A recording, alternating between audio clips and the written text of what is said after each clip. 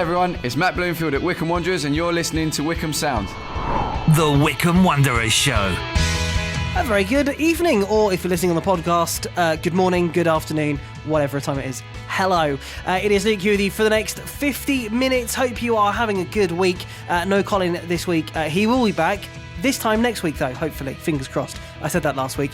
I'm sure he will be this week. How many times can I say week in a sentence? Quite a lot, it turns out.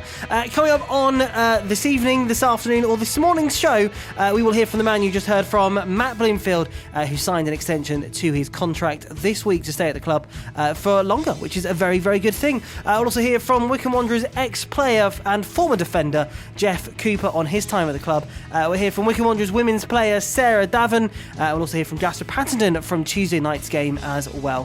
First, though, let's talk to Phil. Evening, Phil. Always great to chat to you. Let's start with Saturday's game at Oxford, which is always a good game. Always fun at Oxford United, and it didn't disappoint this time round either. It's a shame that the referee has got so much of the attention, but from an Oxford point of view, they were clearly aggrieved, I think, by some of the decisions. Removing the penalty out of it, I think the one where the ball was slipped through to Harris and the referee gave a free kick instead of the advantage. If that had been the other way round, I would have been livid as a Wycombe fan, so I can understand the frustration. But listen, I think, attacking referees or complaining about referees is a futile exercise. It happens. I'd rather inconsistencies like that than having VAR and seeing the impact that that's having at the top level of the game, certainly in this country. And another sobering thought, referees make maybe 2,000, 2,500 decisions per game. And the actual amount of mistakes they make is a very, very small percentage. If they made the same amount of mistakes as say, an outfield player would do during a game, then we'd be in real problems. So I think it's probably time to give them a break. But equally, it was a shame that the referee got so much of the airtime from what was a pretty absorbing game. And yes, he gave penalties, but you've still got to score them. I thought Luke Lee, he put them away fantastically. It's not easy to take two in a game. Harry Kane showed that in the World Cup.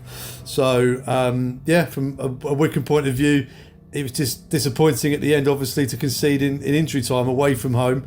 Otherwise, I think it would have been a famous little dance back down the M40. And performance-wise, where Oxford are at the minute, and where Wycombe are, you would think, Oxford have got the upper hand here. But performance-wise, fairly level. Yeah, and that goes across the last few games. We've played some really good teams and possibly not got the results that we deserved, or there's certainly the amount of points that we deserved. But, that's all about the learning curve of football. To talk about the former manager, Gareth Ainsworth, as time went on in his managerial career and when he certainly worked with players probably at a later stage in their career, it was about that sort of winning habit, that winning mentality. We've got some young players here who are fantastically technical and very exciting, but they're also learning this side of the game. And they're learning it very, very fast. So I think we can see this really come to fruition very soon for Wycombe Wanderers. It was just a shame that we couldn't get what I would have called a statement win against a team in the top six, which was at Oxford. It was just a shame we couldn't hang on for that. Let's move then to Tuesday night. I was there with you and Jack in the Bill Turnbull gantry. The Scottish treats were nice, but the game was good as well. Yeah, for a 0-0, I think there was lots going on. I think Cambridge United have to get full credit for their defensive display. I thought Ryan Bennett and Morrison at the heart of the defence were superb. I think Danny Andrew at left back. That's three of the back four there. That's three exceptionally experienced defenders at this level, and it really showed. I thought their defensive shape was really, really strong. But having said that, it's in Wycombe's job to break that down, certainly at home, and they were unable to do so. We had a couple of chances, but then equally, Cambridge's game plan of defending and being solid and maybe nicking a goal, they were very unlucky. They hit the bar and the post with a header. Just mentioning VAR, that would have been very interesting if we had VAR in this league. I think it definitely bounced out, but it was incredibly close. And then the save that Max had to make near the end. So nearly the perfect smash and grab performance by Cambridge, and obviously we've seen Wycombe do that down the years. It's happened to us a few times too, but then Wycombe had their chances as well. A clean sheet is a real positive to take from it because we've shipped quite a few goals recently, but we've also scored quite a few as well. So I think, bearing in mind the personnel issues on the night, the change of shape enforced by that through suspension and injury, I think a clean sheet is something that we can really take into the FA Cup game. And then also, hopefully, with players returning back to fitness, Jolo back from suspension, that things are looking good. Let's talk about Tuesday night's ball that slowed time down, which was nearly an own goal for Cambridge. For people that weren't watching it, give your perspective from the gantry. Well, we had, as most things up at the gantry, you get a fantastic view of absolutely everything, but a ball over the top, and then you're thinking, right, this is a foot race between the Wycombe player and the defender, and Liam Bennett, I think under pressure, got his foot on it and volleyed it so high up in the air. Fortunately, I think from his point of view, it was the height that rescued him, because he managed to lob his keeper and then the ball bounced in the 6-yard area, but then bounced over the bar. I think if you asked him to do that again, to try and do it again, he wouldn't be able to do it.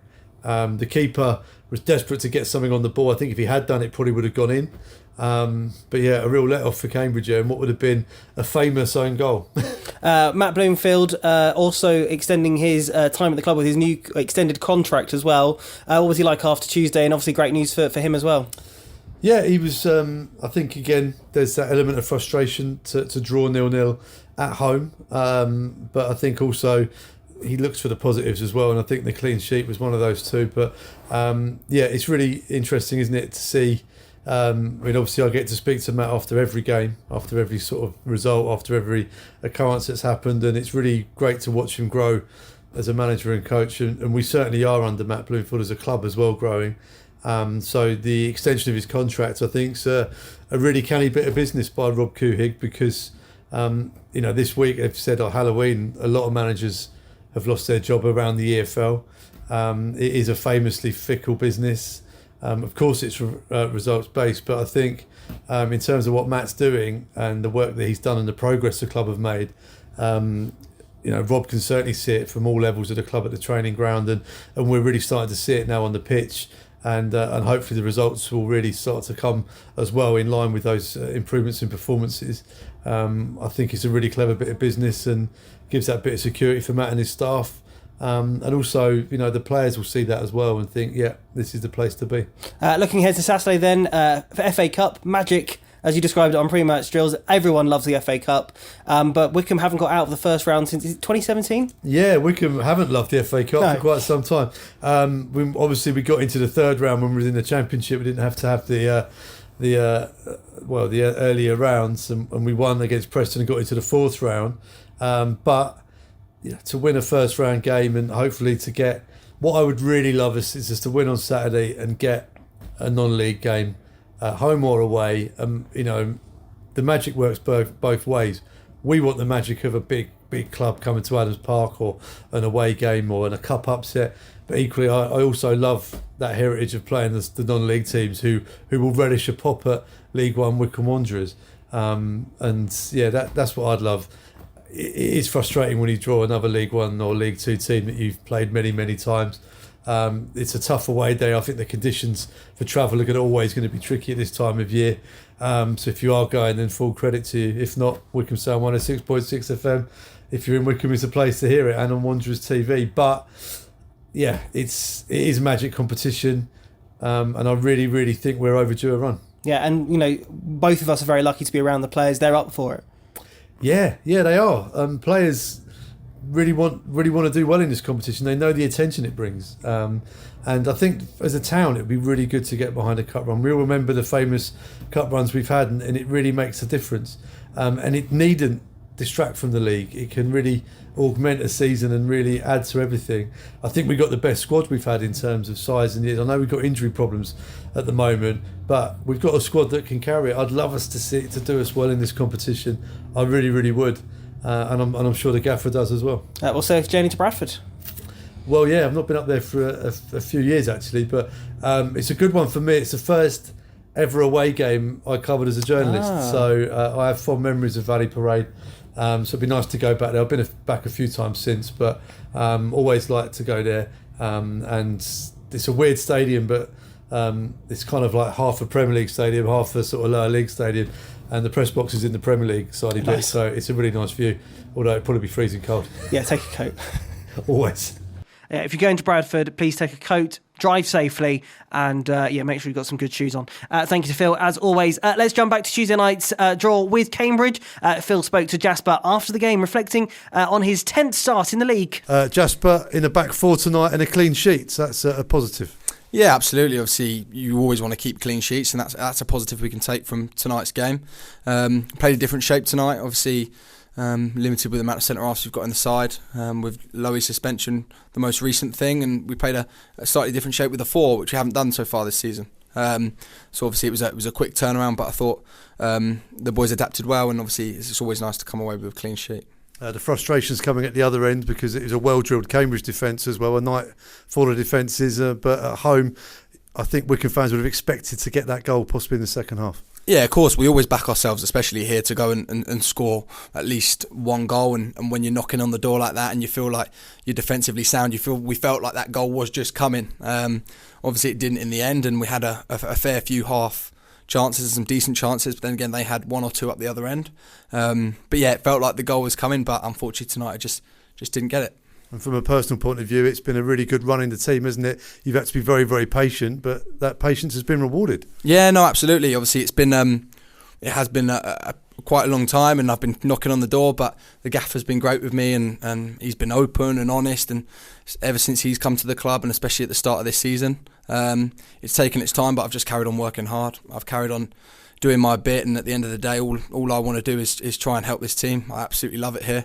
And to be able to be rewarded and play and getting a nice run of games and feeling a good rhythm is great, and I'm extremely grateful to have that opportunity. What have you felt you've learnt from this run in the team? Because obviously match days you can't replicate. No, of course. They're like, as a footballer, playing games 90 minutes week in, week out is what ultimately you get all your learnings from. So yeah, I've learnt sort of from game to game the different opposition, the different shapes we'll come up against, the style of play, and also sort of when I'm playing with different players in our team, the different players. Sort of, I've had sort of Chris Farino, Kesey, Joe Lowe. So it's just the adaptations from game to game that you get at this level, and the quality that there are in a lot of teams in this league. And I've enjoyed the challenge. I've really enjoyed it. It's been great, and I'm just hoping I can continue and delivering for the team. And yeah, I'm enjoying it a lot.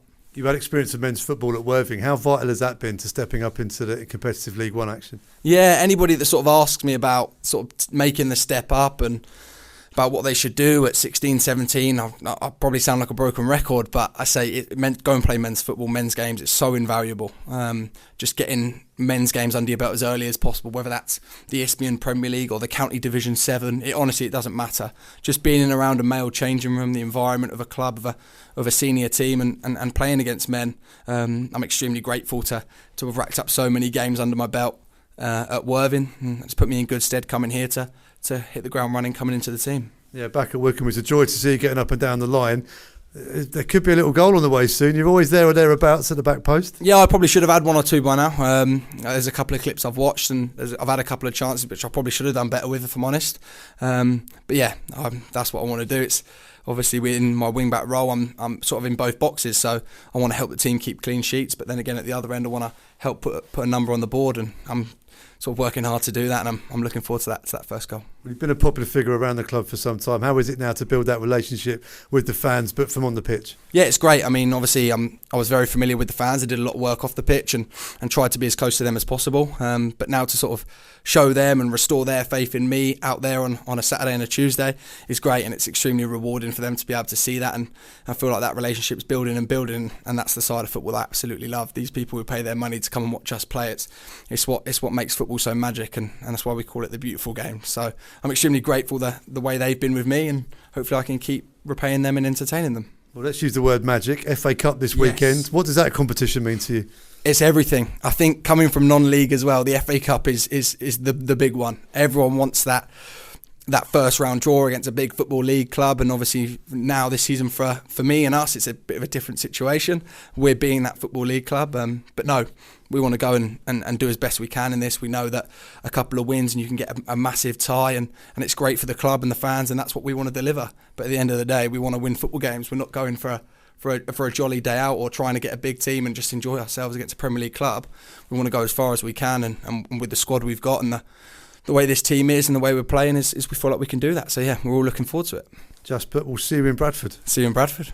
online, on Radio Player, and on 106.6 FM. This is Wycombe Sound, Tuesday evenings from 7. Hello, Phil here from Wycombe Wanderers, host of Ringing the Blues, which you can listen to right here on Wycombe Sound every Tuesday from 7 till 8. We'll have all the action from the game at the weekend, plus a whole host of players and guests associated with the club, plus our weekly feature Till Death Us Do Part, where Wycombe fans remember their favourite memories. Only on Wycombe Sound, 7 till 8.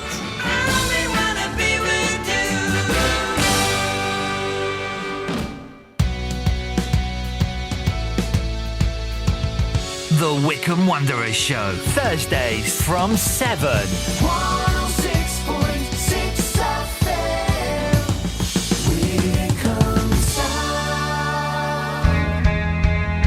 Welcome back to the second part of the Wycombe Wanderers Show for this week. Time for our ex-player chat of the week, with thanks as always to JDT and the Ex-Players Association. This week, Colin is talking to former defender Geoff Cooper, talking about his time at the club and reflecting on 30 years since the club won promotion to the Football League. When you look at the photographs and you walk past the mirror now, you think that wasn't me. But no, it's gone so quick. It's really gone quick. And you think 30 years ago, that's scary. So what was your kind of earliest memory of your time at the club? Because obviously initially you came in on loan. Yeah, I came in on loan because I think I was coming back from injury from Barnet, and they said to me to get some games in, do you want to go on loan? And I jumped at it, to be honest. I just wanted to get some good games with a good quality side, and it worked out really well. Because I guess this was quite sort of late on in your career, really. Yeah, well, I signed for Brighton when I was like 26, 27, and that was a late, and I was there for almost 2 years, and I can honestly say probably hated every minute of it. But then I sort of found, I really enjoyed. I went to Barnet and I really enjoyed it, and we won the conference with Barnet, and got them into the league, and had a few good seasons there. Loved it. I think I played 160 games for them in the end, I think. So what were your first impressions of when you were at Wycombe? When I was at Bognor Regis, we always played against Wycombe at Lokes Park, and the slope on the pitch. That's my first memories of Wycombe. They were always a tough, well-drilled, well-organised side. And I used to enjoy the battles with them, and to get the chance to play for them was even better. Was it quite tricky to adjust to the slope, or was it something you soon got used to? There was a tactic to it, and I think the thing was, play to the bottom of the slope and then work your way up it. I think Wycombe had a obviously the edge. They played to it when we used to play them. It was always tough games, but honestly, when you're out on the pitch, you don't really notice it. I mean, Yeovil had it, Wycombe had it, Barnet had it. Even when I was at Brighton, the pitch sloped from one end to the other. So it was, there's a few of them around. And when you were on loan, I guess you probably didn't even imagine, perhaps at that time, that you might be, returning someday as well. Yeah, listen, it was a great experience. I think I was there for one season, and then again the next season, and the season, well, obviously the season we got promoted. But both times were quite late on in the season, and it was sort of crucial time for the club. And listen, they made me feel so welcome. It was an incredible experience. So I'm so glad it happened. And did you feel when you were in it at the time, it felt like a really special, especially obviously the double winning season and the games that you played in, some of them were so special, that Sutton Cup game? The Sutton game was great because I was obviously, Martin made a lot of changes the first game, and we came out and stuck. I think we lost 3-2 at home. And then we went to Sutton and played on a sandpit of a pitch and a mud plane of a pitch. But we just showed our class. I think we were absolutely fantastic that day. And we've spoken to some of the other players who featured on that day as well, and something that they say is in the dressing room at half time it was so special, and that you actually believed you were going to win. And obviously that's something that the manager created, but obviously something that's special amongst the team as well. The team was always like that. They never went out never doubted each other, never doubted anyone. Everyone trusted each other. There was a great atmosphere, a great team spirit, and there were some fantastic characters in that dressing room. And what are your memories of the Runcorn game? The final? Or the winning the league? Well, both really. Well, all I remember of the Runcorn game when we won the league was watching Steve Guppy run away from me all the time. Just give him the ball and he'd run the full length of the pitch. I mean, the goal he scored that night was just incredible, wasn't it? No, absolutely. It just feels so. Like you say, it's strange to think that was 30 years ago, really. Yeah, and going back to go to the final, it was to be. I'll be honest with you, I didn't expect to play in that final. Even I know Simon Stapleton was having a fitness test in the morning, but even if he hadn't have passed, I thought he may have stuck. Maybe Maddie Crosley at left back and brought Anton in at centre back, or some other, even put Keith Ryan at left back and brought someone else in the middle of the park. Because I was on loan, I didn't expect to play. And that's such a nice thing for you, obviously, to be needed, if you like, if that's the right word. Oh, look, when I went to Wycombe, I didn't mess around. I worked hard, I trained hard, I wanted to be part of the team. Of course, I wanted to play, but you got to understand, these boys have worked hard all their careers to get to Wembley.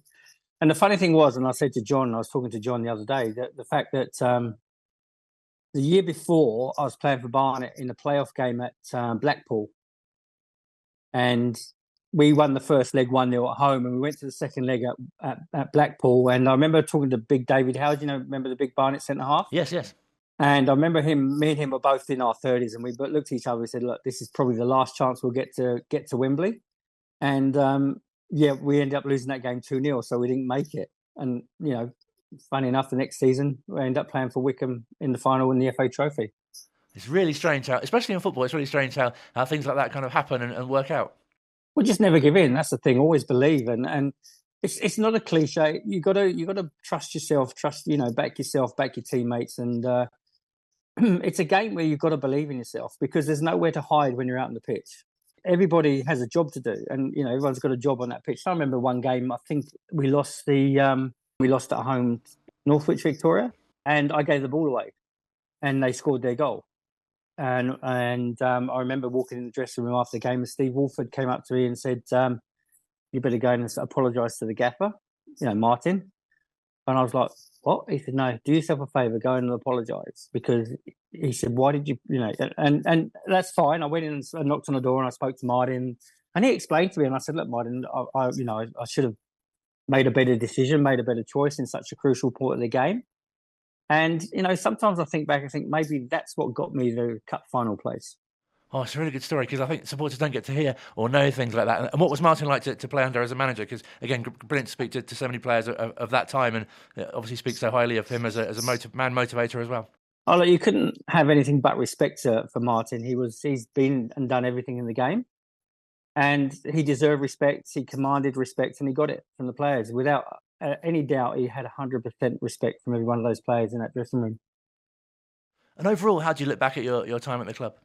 Oh, look, I wish I'd have been there longer. I wish I'd love to have signed for them while I was playing for Bognor. You know what I mean? When they're both non-league, it was always a club people want to play for, and because of their stature, they've always done well. They've always been a high-profile club, and they've got what they deserve now. Absolutely got what they deserve.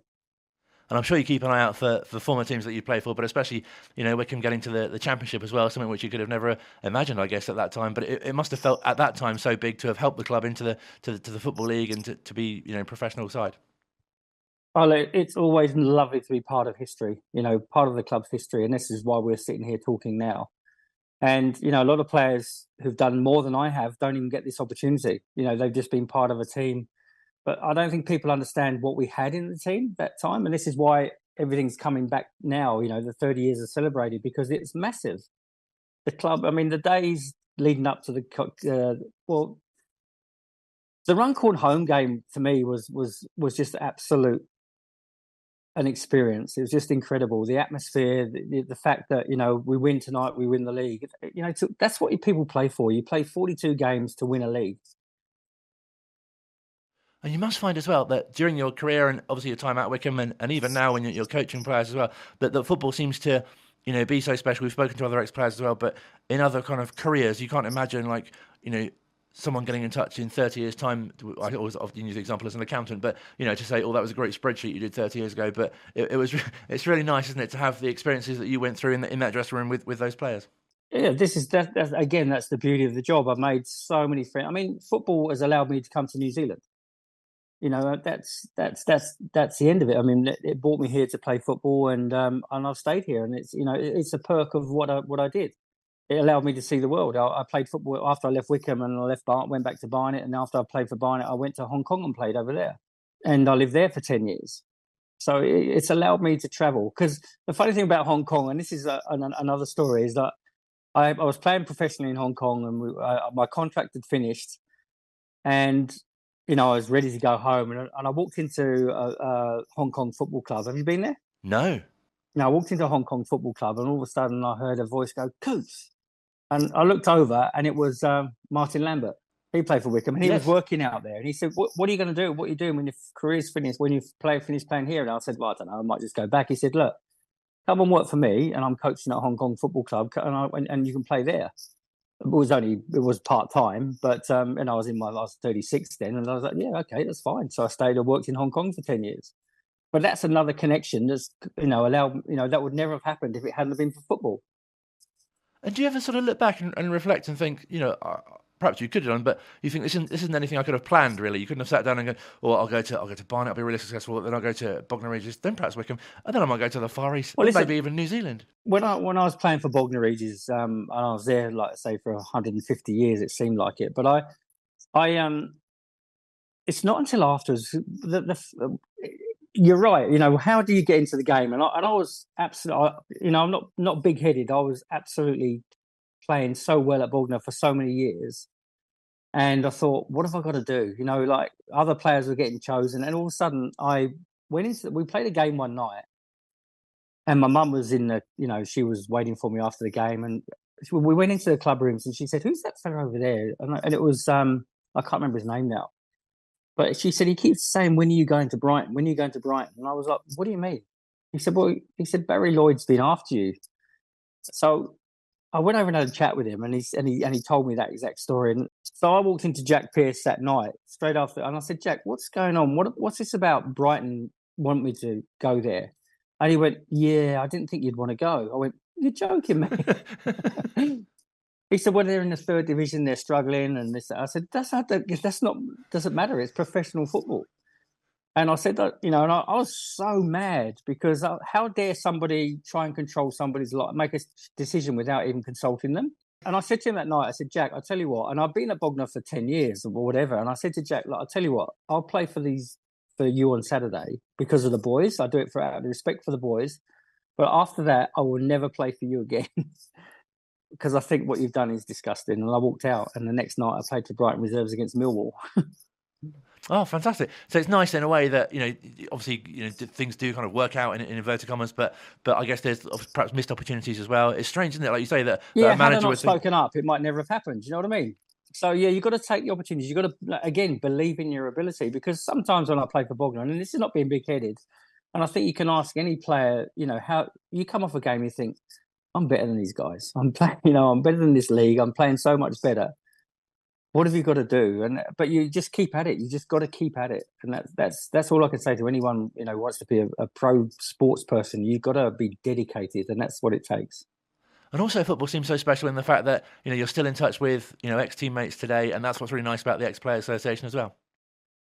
Yeah, no, it's I follow it. I mean, it comes up on my Facebook page and stuff, and it's great to see you have all these people on. And obviously, there's people there that I've never heard of and don't know. That's after my time at Wycombe, but again, in 30 years' time, these guys are going to be talking about the FA Cup semi-finals and the promotion to Division 1 and promotion to the Championship. That's what the club has achieved is absolutely incredible. And tell us what we find you doing these days. Look, I coach part-time and I work for an insurance company. And you're enjoying life, hopefully, and you're well? Oh, look, the life here is fantastic. It's I don't know if you've ever been to New Zealand, but if you haven't, you should. It's a stunning, beautiful place. And, it's one of those places I wake up every morning and feel so lucky to be here. Plus the summers start now and go all the way through to April and May, and that helps. Yeah, a bit different to November in Wycombe. Yeah, well, you don't get a frost here. That's the thing. All I ever say to people is that in the summer you wear a t-shirt and shorts, and in the winter you wear a jumper and shorts. That's it. And obviously, it's nice that you still, as I say, still look out for how Wycombe are doing, and even because I guess in a way it kind of sort of obviously that you're so far away, but it's nice that you've still got that connection as well. Oh yeah, I've got it on my phone. But that's obviously you can set teams follow you. Do you follow on your app on the phone? And yeah, I've always got Wycombe, Barnet, and Portsmouth. Oh, it's been a real pleasure to speak to you. Thank you so much, Steve, for your time. Oh no, that's great. But listen, you stay in touch. It's been really lovely. I mean, I want to say all the best to the boys and have a fantastic evening later in the month in the celebration. No, that'd be really nice because obviously, unfortunately, you won't be able to be at the dinner, but it's so nice to be able to mark that occasion and for players to come, as you say, to come together again and just sort of reminisce. Yeah, I mean, now I've been in touch, like you say, with yourselves and John. It'd be nice to come back next year and attend a game. It'd be lovely. No, that'd be fantastic. Yeah, well, listen, good luck to the boys. Good luck to you all. And you just keep doing what you're doing because it's an absolute...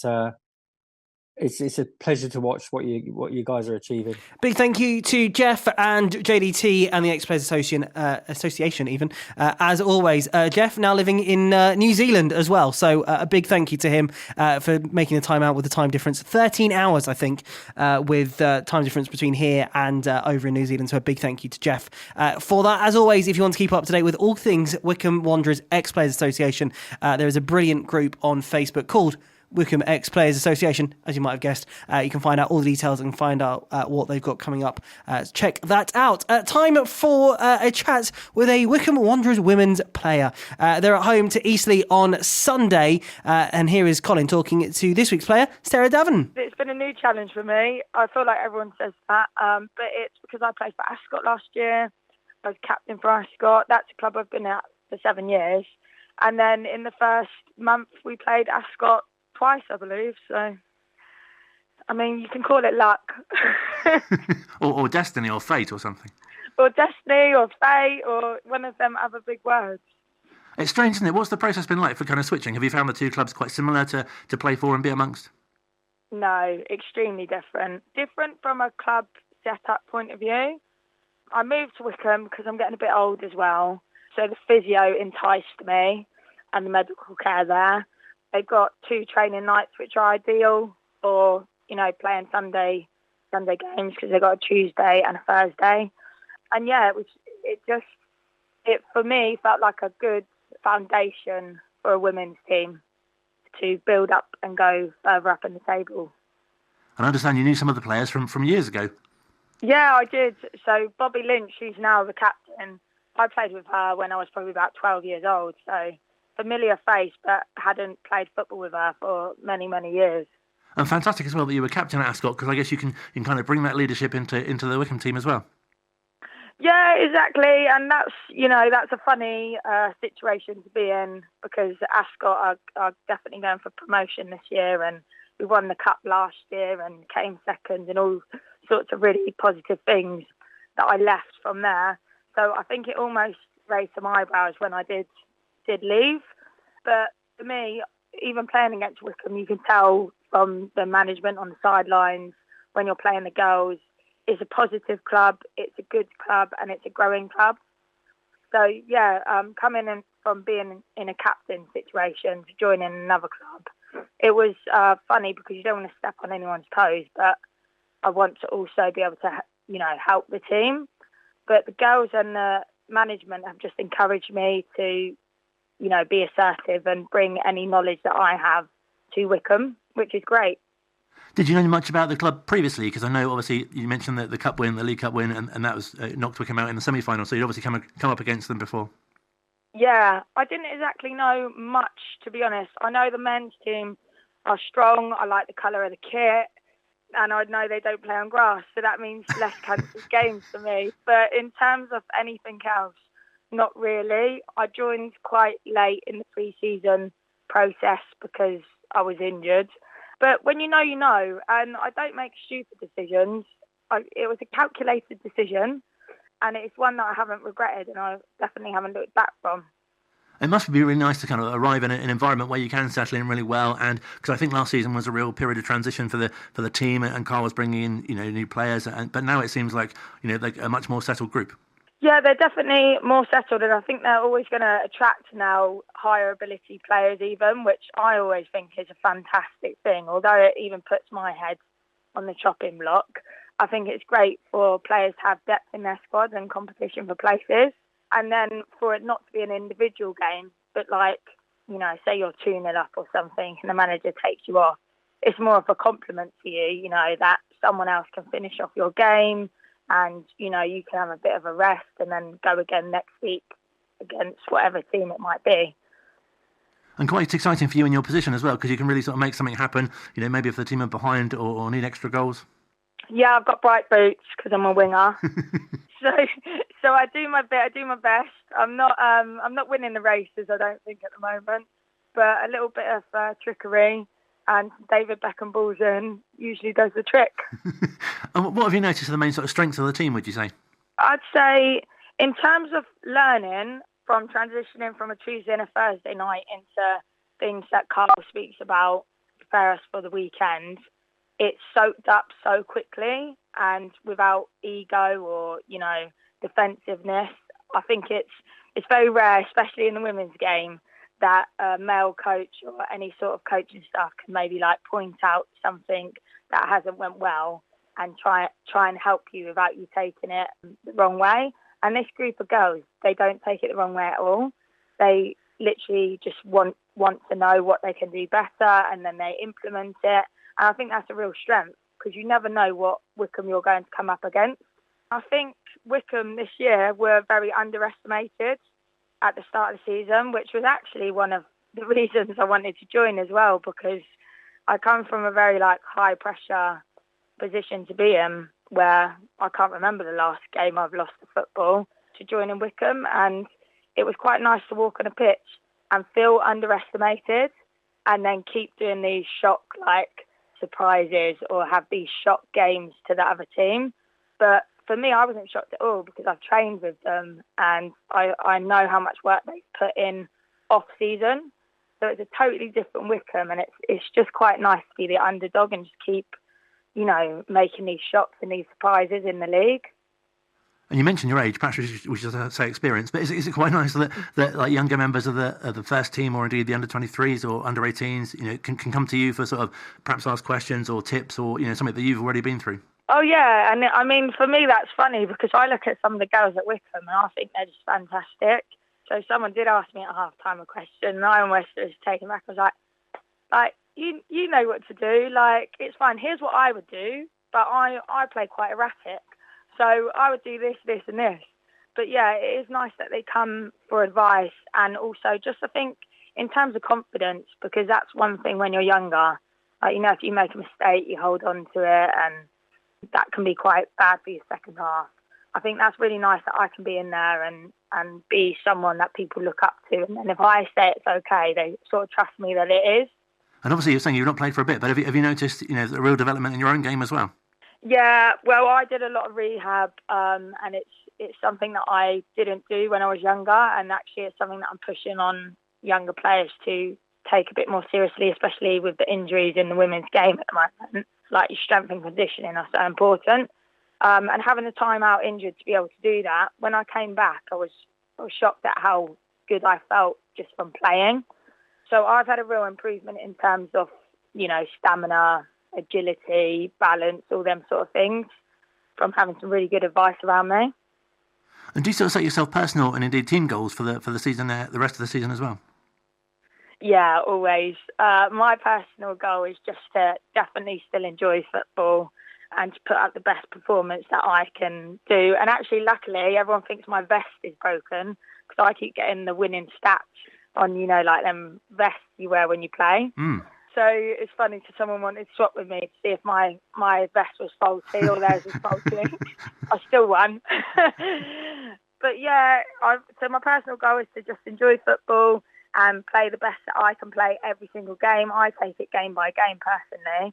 And then as a group goal, I think for Wycombe this year is probably top 3 in the table. And so far they've started off with a much better scorecard to go from. And even in terms of the FA Cup, like we knocked Ascot out, which was insane. It does feel like a really good time to be at the club, doesn't it?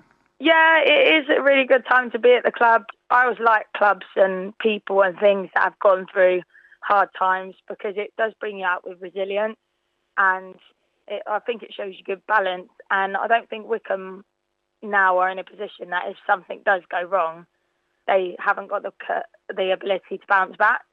So I think that's also something that if you have come from hard times, you never lose that. You never lose that determination. Like, if we go 1-0 down in a game, that's not the end of the game. Like, that's the beginning of it.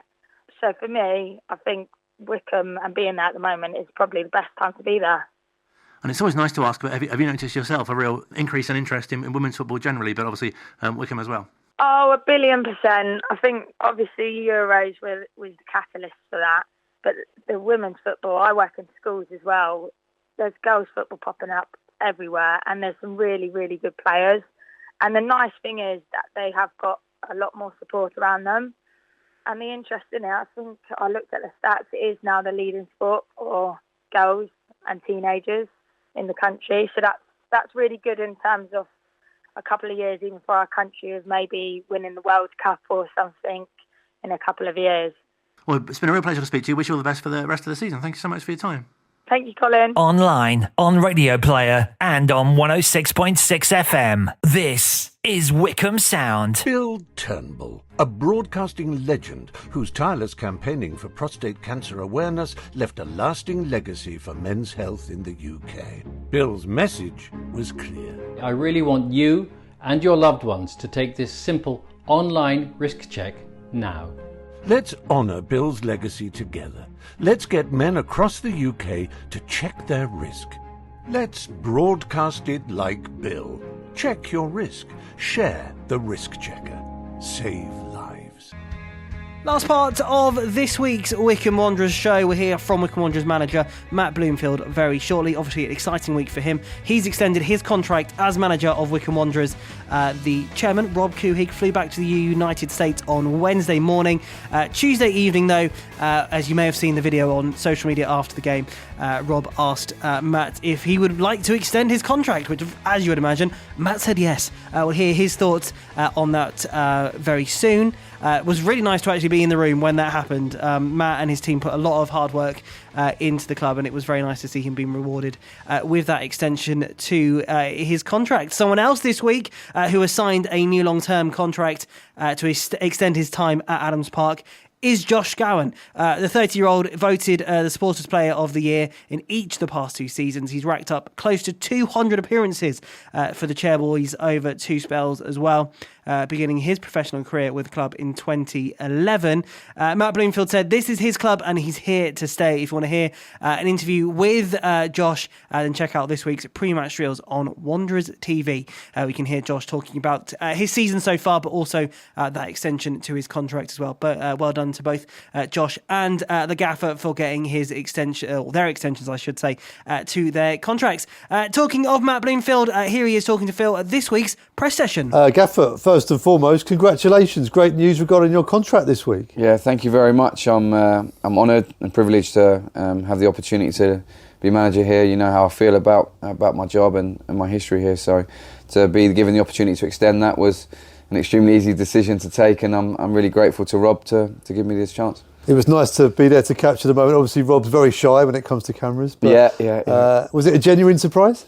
Yeah, I kind of spoken to him a little bit earlier in the day, and he mentioned that there may be an opportunity to do so, and I was obviously really pleased that he followed that up on the evening. So, yeah, he's a real good man of great integrity, and we've been working really closely for the last 8 months or so since we've been back, and our relationship's really strong. So the trust that he's shown in me and my staff to be able to lead this football club is extremely comforting. To be able to carry that forward, I'm really, really pleased. Across the EFL, we've seen how brittle the management position is at a football club. What does it mean to get this backing at this stage of your career at Wycombe? Yeah, it's huge, because I think we've seen with the gaffer before, the continuity and the legacy that he was able to build with having that time, to build your squad and to build your way of playing and to evolve and to keep moving the club forward. So to have that security and have that kind of just for the players, I think, as well, and for the supporters and for myself to have the backing of the football club.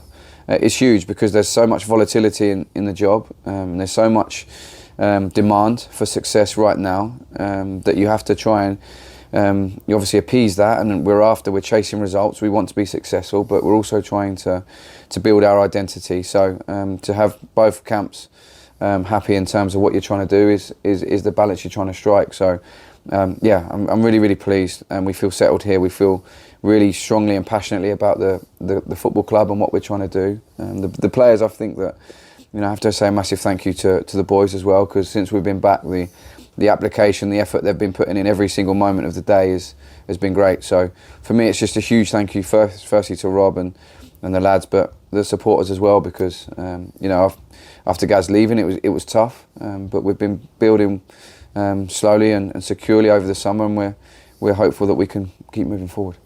It's been a very busy period in the league. FA Cup, although it's a long journey, but distraction is probably not the right word, but a different competition. Does it change the focus? Maybe slightly, because it's exciting, isn't it? The FA Cup. You just have to mention it, and everyone smiles. It's obviously the most incredible competition, and I was really fortunate to have a couple of nice memories from as a player. I'd really like to create some more memories for the supporters moving forward. A really successful league season builds memories, but so do cup runs. So first and foremost, we need the boys to recover well from the other night, and we need to make sure we're prepared and ready to go on Saturday afternoon. It's going to be a real tough game against Bradford, who we've had quite a lot of change here over the last few months, and they're in their own little sort of change this moment as well. So it's exciting. We're looking forward to going up there and trying to play as well as we can. Bradford aren't in our division.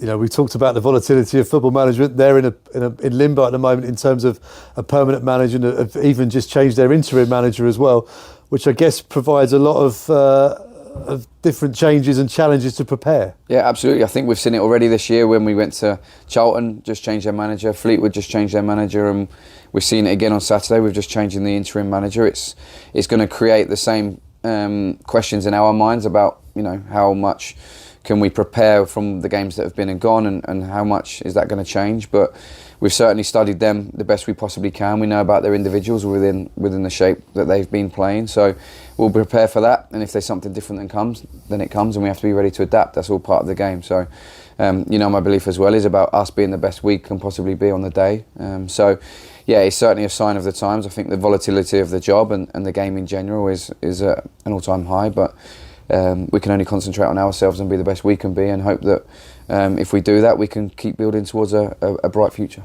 Football's cyclical. We haven't won a FA Cup first round tie. I think it goes back to 2017.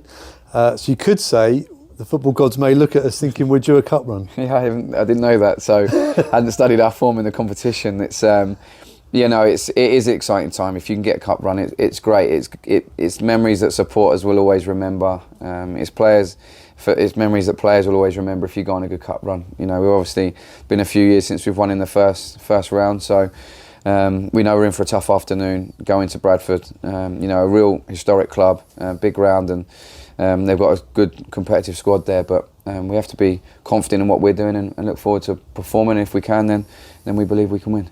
And finally, the most British of topics of conversation, the weather. we talk on the Thursday, it's been blowing a gale, it's been chucking it down with rain. The other challenges of training, I guess, and management. Yeah, absolutely. So we had some last minute adjustments today. We were unable to get out on the training ground, so we went and found a 3G surface to go and train on. Some of the boys had to recover, so we're doing the same tomorrow, possibly training down at the stadium, I think, which gives us an incredible surface to train on before we make the journey north. So we're going to train early, get on the road. The weather gives another challenge, but it's all part of the fun. Well, see you in Bradford. See you out there. Top man. Cheers, mate. Phil talking to Wycombe Wanderers manager Matt Bloomfield at this week's press session. You can hear the full interview on this week's pre-match drills, which also features Phil recreating Jackanory in an FA Cup style. Make sure you check that out. A couple of things, other things to mention, that being that this week's coverage of the game is audio only because of FA Cup rules. So no visuals on Wanderers TV. You can, of course, listen to it on Wanderers TV and, of course, here on Wycombe Sound with coverage starting from 2 o'clock this afternoon, not this afternoon, unless you're listening to this on Saturday when it is 2 o'clock. No, from 2 o'clock on Saturday. Luke Cashman will be with you from 2 with Build Up with Phil. So you check out the Wycombe Wanderers website for details on that. The other thing to mention is replacement replica shirts are now in the store as well, which have been, if you have previously purchased faulty shirts, then you can start getting them from the shop when it is open. If fans that have ordered them online and done the replacements online as well, you will be sent them out as well. You can find out all the details from the Wycombe Wanderers website as well, www.fc.com. And it is open, the shop is open between 10 a.m. and 3 p.m. during the week and on home match days as well. And as I said, any shirts which have been returned to the club's fulfilment partner, Mission Dispatch even, will have their replacement shipped to them in the coming days. Again, all the details for that on the Wycombe Wanderers website. Now, as you may have heard, on whenever the 31st was, Tuesday, it was Wycombe Sound's 7th birthday. Hurrah! Excitement. However, coming up is Wycombe Sound's 10th anniversary since we started broadcasting back in 2013. 87.9 FM is where we were originally. Then 7 years ago, we jumped to 106.6 FM after 3 successful pilots. We were very excited to announce on Tuesday that we will be celebrating our 10th celebrations at Adams Park. The club have dedicated the game to Wycombe Sound. We are very, very grateful for all of their support over the last 10 years. That goes for the club, the trust, the Ex-Players Association, Wycombe Wanderers Women and the foundation. Every part of the club has supported us over the last 10 years. So we are thrilled to be able to celebrate 10 years of Wycombe Sound. I don't know how it is 10 years, but it is 10 years on the 9th of December. We'll have more details about it approaching the 9th of December and how you can get involved with the celebrations of 10 years. And a big thank you to all the Chairboys fans who have supported us in that time as well. Fun fact for you. We love a stat on this show and Wycombe Wanderers social media. Matt Ingram was the first member of the Chairboys team, obviously back then, to join Phil and myself on pole position drive time, as it was then, back in 2013. The first official member of the club from the director's side was a man called Matt Cecil. Whatever happened to him, hey? So yeah, more details on our 10th celebrations at Adams Park on the 9th of December as we get close to it. That is it for this week's Wycombe Wanderers show. A big thank you, as always, to JDT, the Ex-Players Association, and also to Wycombe Wanderers Women as well for their support. A big thank you to Geoff Cooper and to Sarah Davern for their interviews with Colin. He will be back next week, Mr. Besley. Probably. I said that last week. He might be. You never know. You got me again with bits of Colin. Have a great rest of your week. If you're heading on Saturday to Bradford in the first round of the FA Cup, then be safe, enjoy it, and come on, you Blues!